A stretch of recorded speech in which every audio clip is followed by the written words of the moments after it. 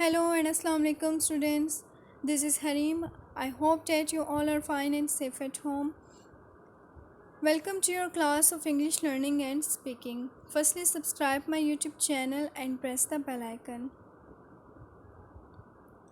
Yesterday I have discussed in detail about the present indefinite tense, but today I'm going to teach you about present continuous tense.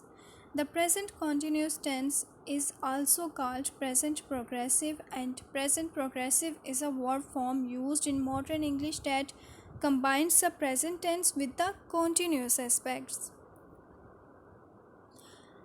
Firstly, I want to ask you about present continuous. What is the mean by continuous? It means that the action is continue and something is happening in the present. So students आज हम present continuous tense को discuss कर रहे हैं, जिसमें आपके लिए मैं आपको उर्दू में इसकी अगर पहचान बताऊं तो उर्दू में इसकी पहचान है रहा है, रही है, रहे हैं। जहाँ पर भी ऐसे सेंटेंसेस लिखे हों जिनके एंड में ये तीन फ़िक्रात इस्तेमाल किए जाएं, तो आपने जल्दी से आइडेंटिफाई कर लेना है कि ये प्रेजेंट कॉन्टीन्यूस टेंस है। और इसके फार्मूलाज भी मैं अभी आपके साथ डिस्कस करूँगी और बताऊंगी कि प्रेजेंट कॉन्टीन्यूस है क्या। प्रेजेंट कॉन्टीन्यूस टेंस में ये होता है कि आप अगर कोई एक्शन कर रहे हैं प्रेजेंट में और वो जारी है, ठीक है, जैसे कि लड़की अपना काम कर रही है, तो ये ऐसा सेंटेंस है कि जो कि प्रेजेंट में है और कंटिन्यू भी है, तो इसको कहा जाता है प्रेजेंट कॉन्टीन्यूस टेंस। और प्रेजेंट कॉन्टीन्यूस टेंस को प्रेजेंट प्रोग्रेसिव टेंस भी कहा जाता है। You have to remember it. Now I'm going to discuss about the formulas of present continuous tense. For the affirmative sentence, you will use subject plus is, am, are. You have to remember that is, am, are, these are the helping verbs. Then comes the first form of verb plus ing, that is called present participle plus verb and then object. For the negative sentence, you will use subject plus is, am, are plus first form of verb plus ing, that is called present participle plus verb and then subject. For the interrogative sentences, you will use this formula: is, am, are plus subject plus first form of verb plus ing, that is the present participle plus verb and then object. You have to remember that I will use am and the subjects he, she, it. These subjects will use is and then comes the are. I, we, they, you, except I, you, we, they. These subjects will use are in the present continuous tense. I'm gonna tell you about the definition of present continuous tense. Present continuous, present progressive. Present continuous is used to express a continuing action. This verb form is used to show that something is happening or will be happening very soon. They are used with active action words in the form of present participles ending in ing. They are used with the be verbs to form the present continuous. Use be verb plus ing. Present continuous basic form for verbs ending in a consonant.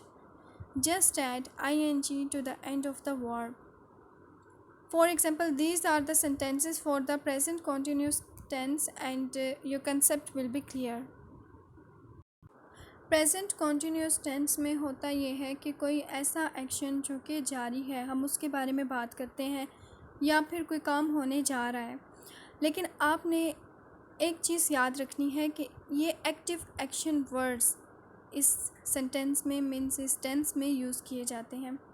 For example यहाँ पर आप verb use करते हैं first form of verb. For example run, run plus ing, that will become present participle। तो ये word क्या बन जाएगा? रनिंग।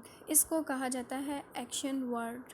और एक्शन वर्ड्स यूज़ किए जाते हैं इसमें, और ये कुछ सेंटेंसेस हैं, आपका कंसेप्ट ज़्यादा क्लियर हो जाएगा। आई एक ऐसा सब्जेक्ट है जिसके साथ आपने एम लगाना है। Then comes the singular subjects, for example he, she, it, you will use is with he, she, it. Then comes the plural, आपने प्लूरल के लिए जो प्लूरल सब्जेक्ट्स हैं आपके, दे, वी, यू, इनके साथ आपने आर लगा देना है। यहाँ पर कुछ सेंटेंसेस हैं। फॉर एग्जांपल सबसे पहले हमने सब्जेक्ट यूज़ करना है। The subject is he. For example it can be he, it can be I, it can be they, it can be you, it can be we. तो पहले हमने जो सब्जेक्ट यूज़ करना है वो है I plus helping verb that is am. I के साथ हमेशा एम यूज़ होगा, अदरवाइज़ आपने एम को यूज़ नहीं करना, then it will be wrong. Walk. Walk is the first form of verb. Walk will be converted into walking because we are using ing with the verb walk. To school. To is the preposition and school. School is here an object. आपने एक चीज़ याद रखनी है कि school as a object यहाँ पर use हो रहा है. I am walking to school. Then comes the next sentence. He is walking to school.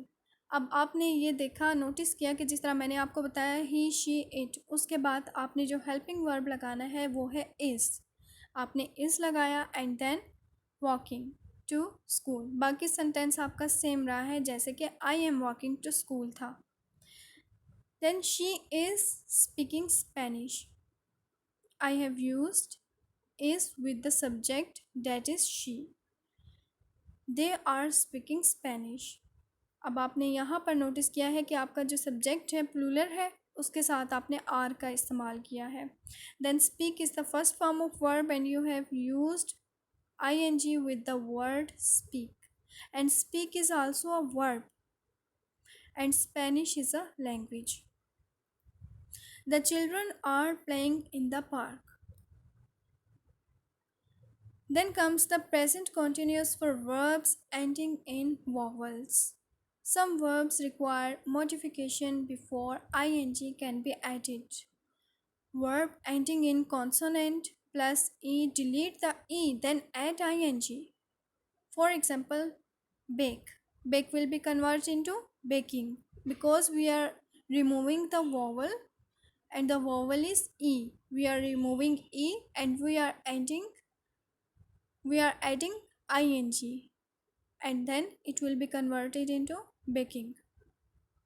Write.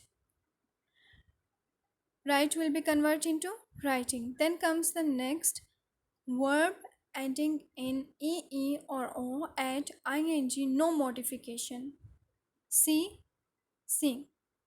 Go, going. Verb ending in ie changes to y, then add ing. Tie, tying. Lie, lie.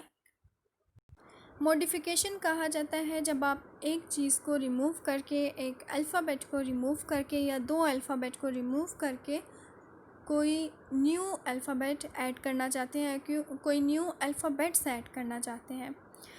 For example vowels जो हैं, मैंने आपको last lecture में बताया था, A, E, I, O, U, these are the vowels.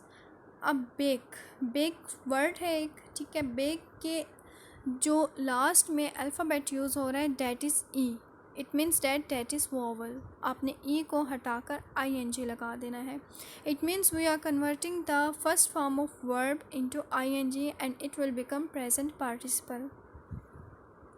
इसी तरह से हमने राइट के साथ किया है, हमने वोवल को हटा दिया है, vowel that is E, right के साथ आपने आई एन जी ऐड कर दिया है। देन आपका जो सेंटेंस में आपने वर्ब यूज़ करना है, जो प्रेजेंट पार्टिसिपल यूज़ करना है, वो राइटिंग हो जाएगा।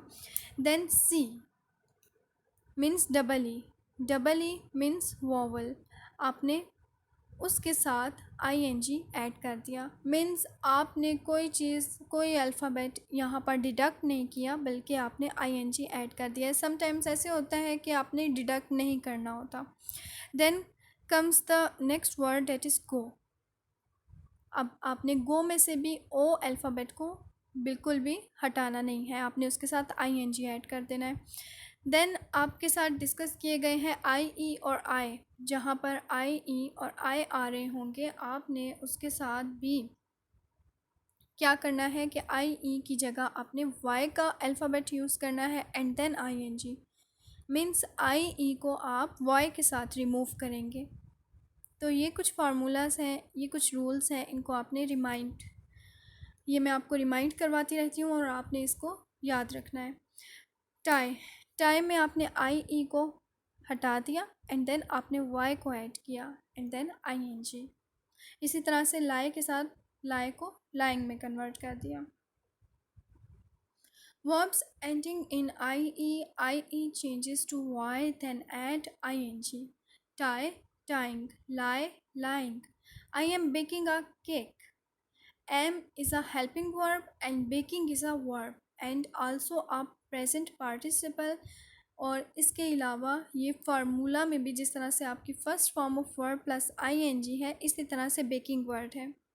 Then comes the next subject, he is writing an essay। अब आपने यहाँ पर नोटिस किया है कि ही जो है सिंगुलर सब्जेक्ट है आपका, उसके साथ आपने इसका यूज़ किया है। देन आई के साथ आपने हमेशा एम यूज़ करना होता है। I am seeing double. We are going to the movies. She is trying और she is tying her shoe laces. He is lying to us. Negative present continuous. अब आपके साथ नेगेटिव सेंटेंसेस को मैं discuss करूँगी जो कि प्रेजेंट, जिस तरह से प्रेजेंट कॉन्टीन्यूस था, अब आपने उन सेंटेंसेस की नफ़ी करनी है। मीन सिंपली आपने क्या करना होता है, इसमें आपने इसमें नॉट का यूज़ करना है। Subject plus helping verb that will be is am are plus not plus first form of verb plus ing, that will be present participle plus verb and then object.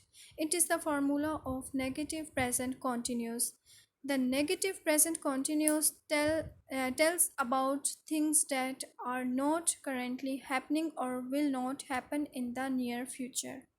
To make the negative present continuous, use be verb plus not plus present participle. आपने helping verb के बाद note का word use कर देना है, तो आपका जो सेंटेंस है वो नेगेटिव प्रेजेंट कॉन्टीन्यूस बन जाएगा। इसी तरह से जिस तरह से आपने एफर्मेटिव सेंटेंस बनाए थे, जितने भी एफर्मेटिव सेंटेंसेस हमने डिस्कस किए हैं, एफर्मेटिव सेंटेंसेस बनाए थे, आपने नेगेटिव सेंटेंसेस बनाने हैं। Like I am not eating pizza for dinner. We are not playing score today. He is not studying. She is not going to school. They are not walking to school today. अब यहाँ पर आपने एक चीज़ notice की होगी कि आपका सारा फार्मूला जिस तरह से हमने प्रीवियस फार्मूला डिस्कस किया है वैसा ही था। आपने जस्ट हेल्पिंग वर्ब के बाद नोट लगा दिया है, तो आपका जो सेंटेंस था वो नेगेटिव प्रेजेंट कॉन्टीन्यूस बन गया है। Now I am going to discuss about interrogative sentences.